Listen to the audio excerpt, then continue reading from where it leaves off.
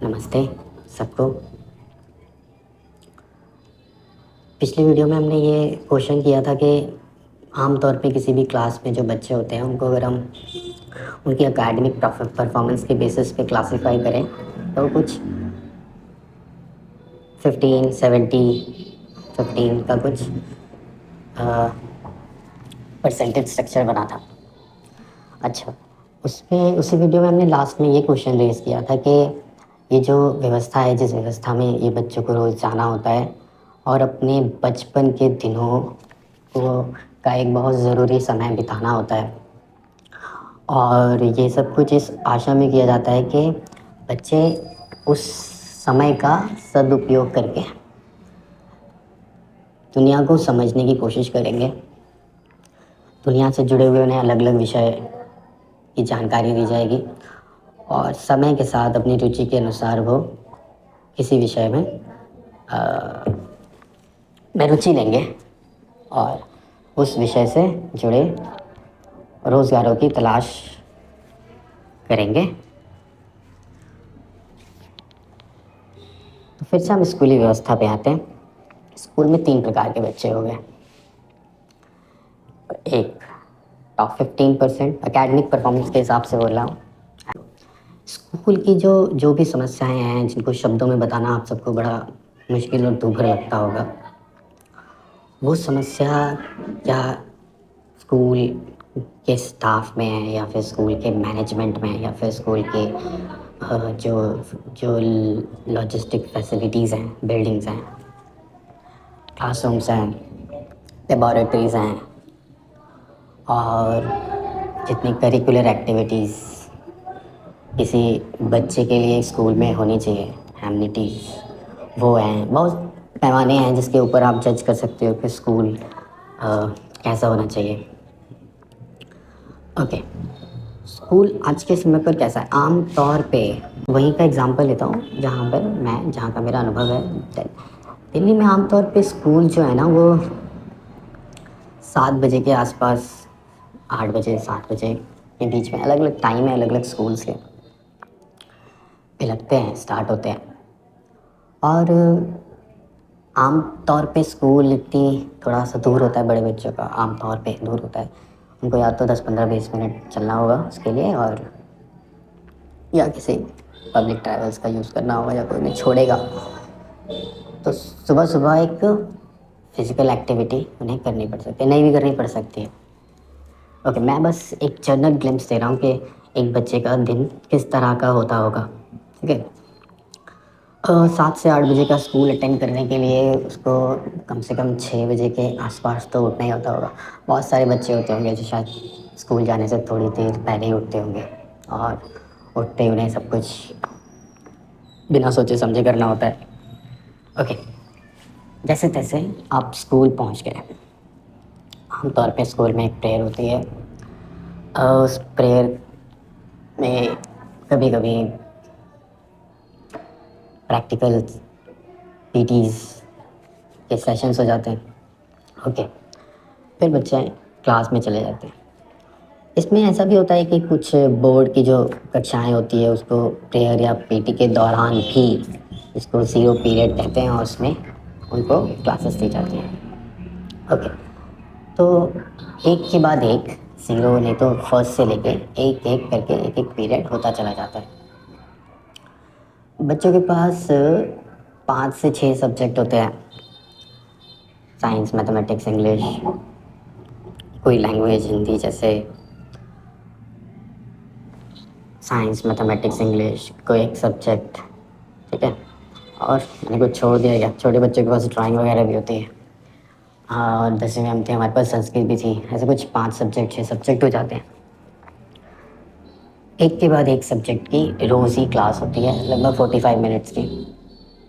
Okay, एक question आप ये पूछो कि जो लोग स्कूल में हैं अभी, या फिर जो लोग नहीं भी है लेकिन सभी कभी ना कभी रहे होंगे, उसके बाद भी क्या कभी आपने एक ही दिन में 5 अलग अलग सब्जेक्ट्स को नॉर्मली स्टडी किया है क्या? मतलब छुट्टी है आपकी और आज आप सोच रहे हो कि आप पढ़ो कि आज आपको क्या पढ़ना है, तो आप ज़्यादातर मेरे को हो सकता है ऐसे लोग हों, लेकिन ज़्यादातर लोग मेरे हिसाब से ऐसे होंगे कि हाँ कि आज ये पढ़ना है, आज ये पढ़ते हैं, या फिर कल वहाँ छोड़ा था उससे आज वो पढ़ते हैं। तो जब आप बड़े हो जाते हो या फिर आप स्कूल के बाद आपको आम तौर पे एक ही सब्जेक्ट पढ़ना होता है, तो आप बोलोगे कि ठीक है, उस समय ऐसा किया जा सकता है, लेकिन स्कूल में तो हमें कई सारे सब्जेक्ट एक साथ पढ़ने होते हैं। लेकिन नेचुरली तो हम ऐसा नहीं करते। स्कूल में भी अगर किसी दिन आप छुट्टी हो या आपकी छुट्टियाँ चल रही हो, तो आप एक दिन में कई सारे सब्जेक्ट जो है वो नहीं पढ़ सकते। तो एक तो प्रॉब्लम, अच्छा, पढ़ नहीं सकते से मेरा मतलब ये सब नहीं पढ़ सकते। कोई हो सकता है धीरे धीरे खुद को इसमें भी ट्रेन कर ले, बच्चों को भी हो सकता है कुछ आदत हो जाती है। लेकिन मैं ये कहना चाहता हूँ कि ये इफ़ेक्टिव नहीं है, ठीक है? किसी को भी कुछ समझाना हो अगर अगर हमें ठीक से, तो कॉन्सन्ट्रेटेड स्टडी बहुत ज़रूरी है, ठीक है? टीचर का उस क्लास में उस सब्जेक्ट के साथ सिर्फ डिस्कशन डिस्कशन बहुत लिमिटेड एक्सटेंट तक हो, तो उसमें ज्ञानवर्धन नहीं होता, ठीक है? ज्ञानवर्धन होने के लिए आपको जो भी इंफॉर्मेशन है उसको बच्चे के एक्सपीरियंस से रिलेट करना पड़ता है। बच्चे के एक्सपीरियंस से रिलेट करने में आपको आमतौर पे उनको इन्वॉल्व करना पड़ेगा उस डिस्कशन में। वो सब में टाइम लगता है। बोल तो देते हैं कि स्कूल, लेकिन वो देखो टी स्कूल में पढ़ाने में बहुत ज़्यादा मेहनत नहीं होती है, ठीक है? मैं सच बता रहा हूँ। होती है टीचर्स के लिए जो मेहनत, क्योंकि पढ़ाने में जिनको मज़ा आता है उनको पढ़ाने में मेहनत लगती नहीं है। थोड़ी सी मेहनत होती है कब जब हमें कुछ मटेरियल प्रिपेयर करना होता है या फिर टेस्ट बनाने होते हैं।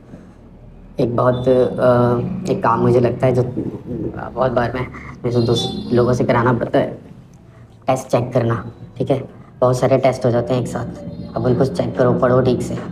तो इट्स अ टीडियस जॉब, ठीक है? तो वो भी टीचर ही करते हैं, ठीक है? उसमें स्कूल के टेस्ट चेक कर, तो एक ये चीज़ कि स्कूल स्कूल की जो व्यवस्था है उसकी ड्यूटी है, स्कूल बच्चों को चीज़ें सिखाने का काम करेगा, ठीक है? The part of learning the part of learning should be catered by schools. तो इसके लिए एग्ज़ाम लेने का जो अधिकार है वो स्कूल्स के पास नहीं होता। स्कूल्स जो लेते हैं हमसे वो टेस्ट है। टेस्ट उनको लेना चाहिए कि भाई वो पढ़ा रहे हैं तो उनका असर आपके पे ऊपर कैसे हो रहा है, इसके लिए वो टेस्ट है, ठीक है? लेकिन आपको क्वालिफाई करना है कोई एक एग्ज़ाम, ठीक है? आमतौर पे बच्चा जो कोई फर्स्ट एग्ज़ाम देता है, एग्ज़ाम या एग्ज़ामिनेशन, जैसे मर्जी बोलो, वो एग्ज़ाम 10th का एग्ज़ाम है, ठीक है? उसको बोलते हैं सेकेंडरी स्कूलिंग सर्टिफिकेट एग्ज़ामिनेशन, ठीक है?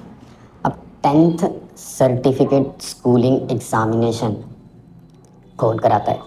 तो वो कराती हैं या तो कोई गवर्नमेंट बॉडी होती है या कोई बोर्ड होता है, सेंट्रल बोर्ड। जैसे आप सीबीएसई का नाम सुनते हो, वो एक सेंट्रल बोर्ड है।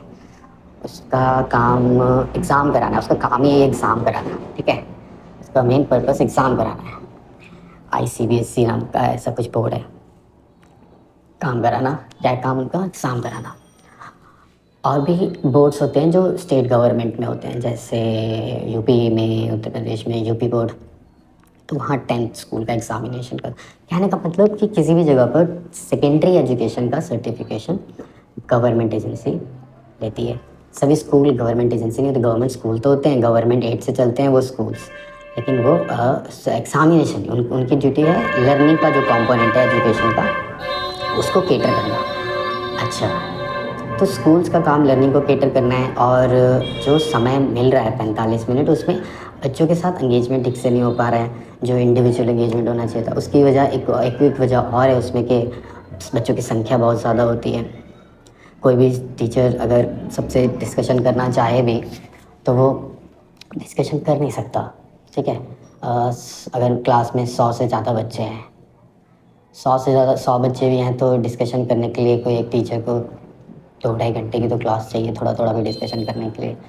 अगर ये डिस्कशन स्पॉन्टेनियसली हो रहा है कि प्रॉब्लम्स को, क्या प्रॉब्लम है बच्चों की, उसको भी जानना चाहे टीचर, तो 45 मिनट में तो वो आके अपना सब्जेक्ट को ही, अपना जो सिलेबस है उसको ही पूरा कर सकते हैं। वो नहीं हो पाता। सबसे जो एक बड़ी समस्या स्कूल के सिस्टम में है वो ये है, अभी जो है उसके भी कारण है कि वो क्या सोच के बनाया हुआ है और क्यों इतनी लंबी क्लासेस नहीं है और क्यों वो डिस्कशन वाला नहीं है। और उसके कुछ लिमिटेशंस भी हैं, जैसे जैसे जो लिमिटेशंस कारण बन गई इस चीज़ का। लिमिटेशन क्या है? बहुत सारे बच्चे, बहुत कम टीचर्स, ठीक है? और इस वजह से बैचेस बड़े-बड़े बनते हैं। बैचेस बड़े-बड़े बनते हैं तो इस तरह की प्रॉब्लम्स आती है। इस तरह की प्रॉब्लम्स को कम स्टाफ में कैसे पूरा किया जाए? तो हमको पीरियड्स को छोटा रखेंगे, ठीक है? और पीरियड्स को छोटा रखेंगे और इतना ही रखेंगे कि टीचर्स उसमें से जो अपना काम ख़त्म करें और दूसरी क्लास में चले जाएँ। तो ये एक चीज़ है। उसके अलावा देखो स्कूल में कुछ फाउंडेशन ऐसा नहीं, कोई बहुत ख़राब कुछ ऐसी चल रही है कि नहीं है। एक ये हो सकता है कि ये समस्या तभी है जब समझ जाओगे बोलता हूँ। स्कूल के आपके पास 2 ऑप्शंस होते हैं, ठीक है? जब भी आपको स्कूल पढ़ने होते हैं, मैं कहूँगा 3 ऑप्शंस होते हैं। एक तो ये है कि आप किसी रेगुलर स्कूल में जाओ, ठीक है? दूसरा ऑप्शन आपके पास ये होता है कि आप जो है वो ओपन स्कूलिंग की तरफ जाओ।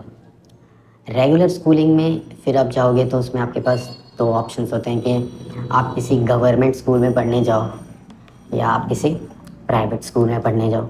इन दोनों में से आप कौन सा ऑप्शन सेलेक्ट करोगे, ये इस बात पे डिपेंड करता है कि अगर सपोज़ करो अगर आप प्राइवेट स्कूल में पढ़ना चाहते हो तो आपको वो प्राइवेट स्कूल की फ़ीस अगर आप अफ़ोर्ड कर सकते हो या फिर आपका कोई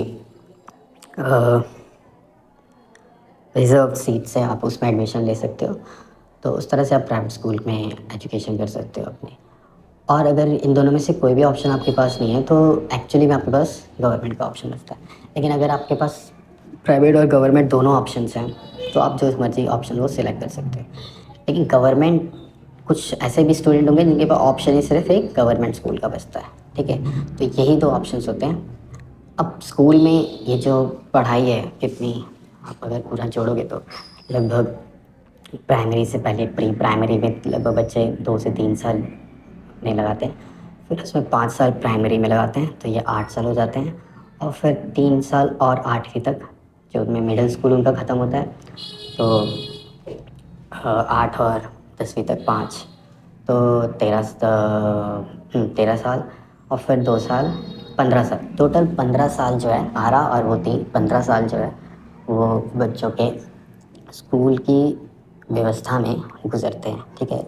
किसी भी ह्यूमन लाइफ का 15 years is a very very significant time, ठीक है? सिग्निफिकेंट टाइम है, तो ये सिग्निफिकेंट टाइम को आपको ठीक से यूटिलाइज़ करना है। तो देखो 2 ही चीज़ है, या तो आप अपनी एजुकेशन की रिस्पॉन्सिबिलिटी खुद लो, ठीक है?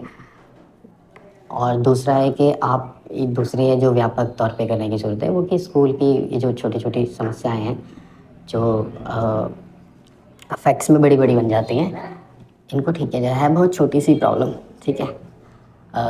लेकिन ये किसी हिसाब से एक बड़ी प्रॉब्लम हो सकती है और या बड़ी प्रॉब्लम की तरह हमें दिख सकती है। तो स्कूल के बारे में देखो बहुत सारी चीज़ें ठीक कर रहे हैं या फिर उसकी ज़रूरत नहीं है, बाकी चीज़ें सबको पता ही है कौन सी चीज़ कैसे करनी है, लेकिन ये मूलभूत चेंजेस हैं, ठीक है? अच्छा, और स्कूल और क्या, ये तो ठीक कर सकता है, लेकिन स्कूल और क्या ऐड कर सकता है, ठीक है?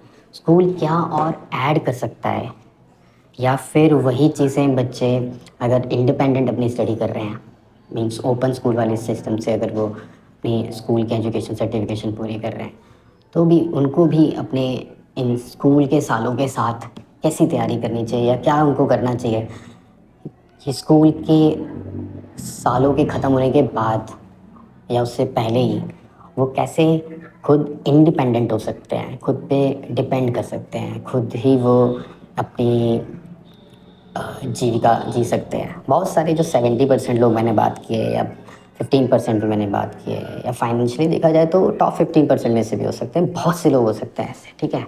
तो और और अगर वो चीज़ें करना चाहे तो स्कूल को करनी चाहिए कि वो क्या बातें हैं जो कर सकता है।